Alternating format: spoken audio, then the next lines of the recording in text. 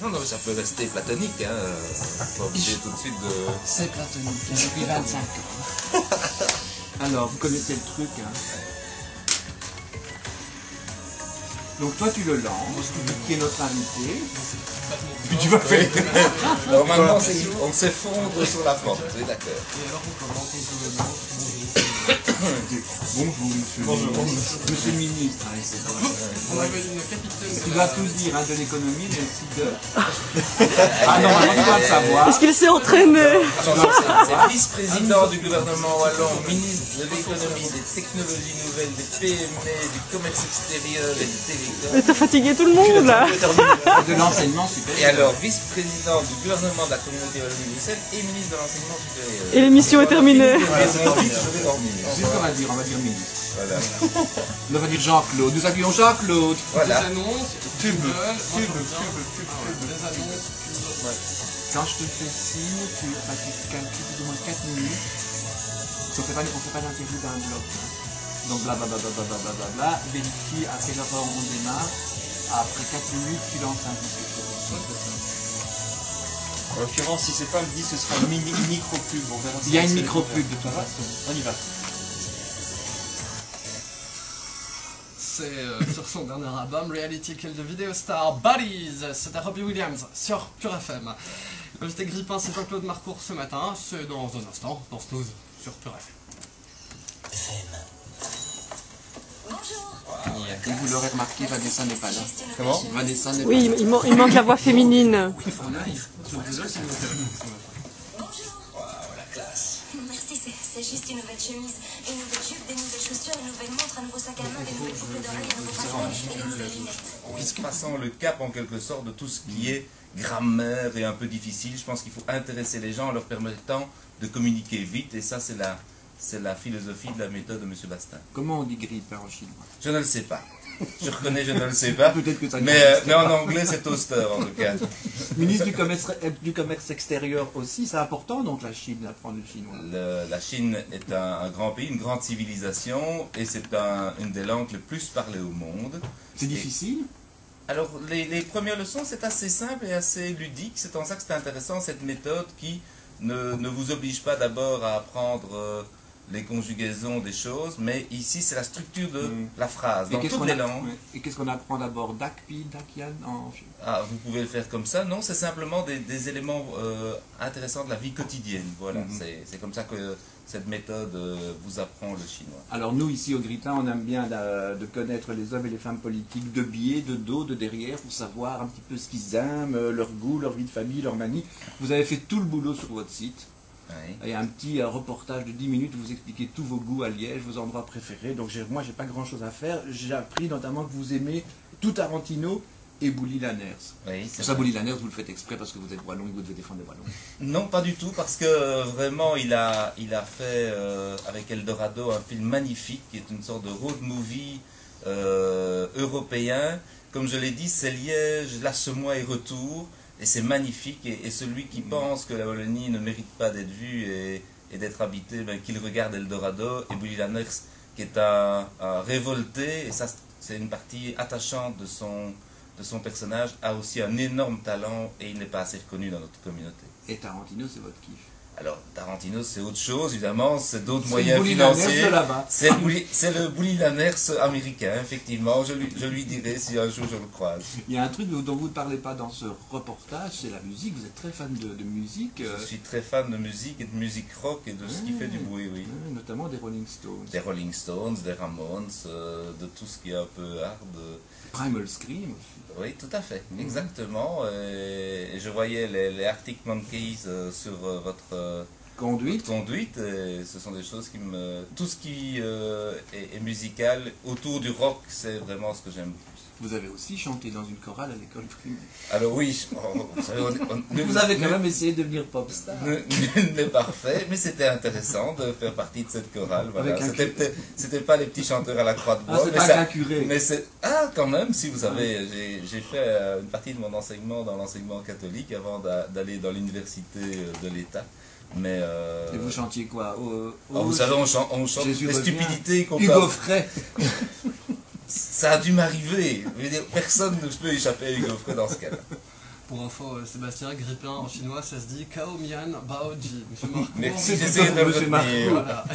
Gaoji, quoi? Pour Kao 2 mots, ils en ont Mian 3. Baoji. Ah, Voilà. ouais, voilà.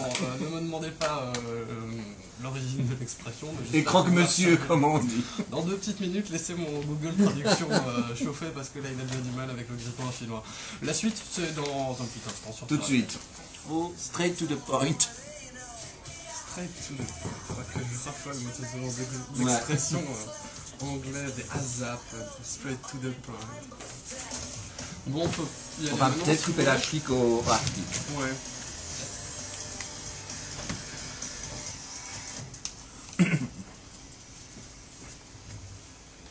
C'est sur l'album Whatever People Say I Am, That's What I'm Not, Fake Tales of San Francisco, c'est Arctic Monkeys sur Pure FM.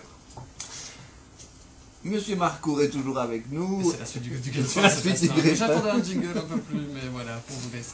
On parlait musique, on continue à parler musique avec vous, monsieur le ministre. Donc vous avez fait partie d'une chorale et après vous avez eu un petit peu plus tard une période punk. Mais là j'ai du mal à visualiser. Si vous pouviez m'aider à cadrer, Marcourt punk. Alors, Marcourt Punk, c'est pas des anneaux dans les oreilles ou ailleurs, mais c'est des Ailleurs ou ça où vous voulez. Vous savez, l'imagination est au pouvoir. Je vous laisse imaginer où ça peut être. Mais au-delà de ça, c'était effectivement à 16 ans, 16-17 ans, c'est des vestes en cuir, des jeans et des cheveux longs. Même si les punks, pour la plupart, avaient les cheveux parfois rasés. Oui. C'était punk de Liège. Ah oui, je suis liégeois. Pour ceux à qui ça aurait échappé, mais ils sont rares, je suis liégeois. Ah non, mais il y en a d'autres ici dans ce studio. Hein. Vous êtes un homme, il me semble, hein, vous m'allez dire si je me trompe, un peu timide, un peu réservé et un peu solitaire. Est-ce que c'est pas... Est-ce que je me gourre? Non, sûrement pas sur le terme réservé. Timide, je me soigne. Et solitaire, ça c'est, à mon avis, c'est lié à réservé. Parce qu'en réalité, je suis assez grégaire, au contraire. Je suis quelqu'un qui aime bien la compagnie des autres. Et la timidité, je veux dire, vous devez prendre sur vous, vous devez vous faire La violence, comme on timidité, dit, c'est pour, de la réserve, mais je ne sais pas. Timide, je dirais que je me suis soigné en me présentant aux élections, ça aide. Ah oui, c'est ça. Quand on fait de la politique, on est obligé d'aller vers les autres. Hein. Voilà, mais vous voyez que M. Van Rompuy, qui est très très réservé, et qui est même un peu stave, comme on dit à Bruxelles, ça n'empêche pas de bien réussir et de stabiliser le gouvernement fédéral et d'avoir toutes ses chances, on verra bien demain, On pensait même qu'il d'être était... président du Conseil européen. On pensait même qu'il était muet, lui. Alors, votre papa était vétérinaire. Oui. Pas n'importe quel vétérinaire. Il est à l'origine du bleu-blanc belge. Oui. Et il vous a obligé quand même à manipuler des éprouvettes de sperme de bœuf.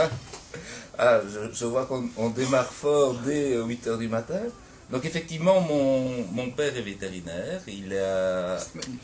Oui, tout à fait. Ça, on peut continuer la chanson, mais à cette heure-ci, c'est peut-être pas mieux. De faire en sorte qu'il a intégré le centre d'insémination artificielle et donc il a beaucoup travaillé sur la génétique. Et effectivement, quand j'étais gamin, je passe sur Les détails. les des détails. éprouvettes. J'ai manipulé des éprouvettes de sperme de bovin. Oui. Et donc, vous aviez tout le temps à manger à la maison. Vous savez, à la maison, ils ne rapportaient pas ce genre de choses. Le blanc belge expérimental. Oh, il a morte. Du pas encore fini. Goûte, goûte. À propos de goûter et de table et de gastronomie, vous faites une fixette sur le filet américain. Eh bien, C'est une question. non, pas du tout. Ah non, vous ne faites pas de fixette sur le filet Non, américain. effectivement, Si, ça fait vous faites raison. une Ça a si. vraiment dérapé cette fois-ci. Vous Mais faites vraiment une fixette sur le filet américain. non, j'aime bien effectivement la viande. C'est ce que je dis.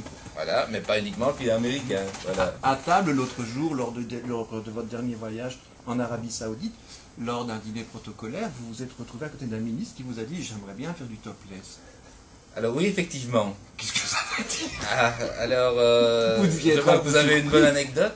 Donc effectivement, comme vous le savez, l'Arabie Saoudite, qui est un grand pays, est un pays qui applique la charia et qui a des codes vestimentaires extrêmement stricts, que ce soit d'ailleurs pour les hommes ou pour les femmes. Et nous parlions de l'évolution de la société saoudienne et du rôle de la femme. Et à un moment donné, le ministre qui était à côté de moi et qui était vêtu d'un kéfier, c'est-à-dire, Une espèce de truc, enfin un voile quoi, pour homme. voilà, si vous l'avez dit c'est juste, et il m'a dit en anglais, effectivement, mon souhait c'est de pouvoir faire un jour du topless, et alors on s'est regardé un peu interloqué, puis il a montré son kéfier, et effectivement c'était de dire un jour j'espère pouvoir me promener tête nue.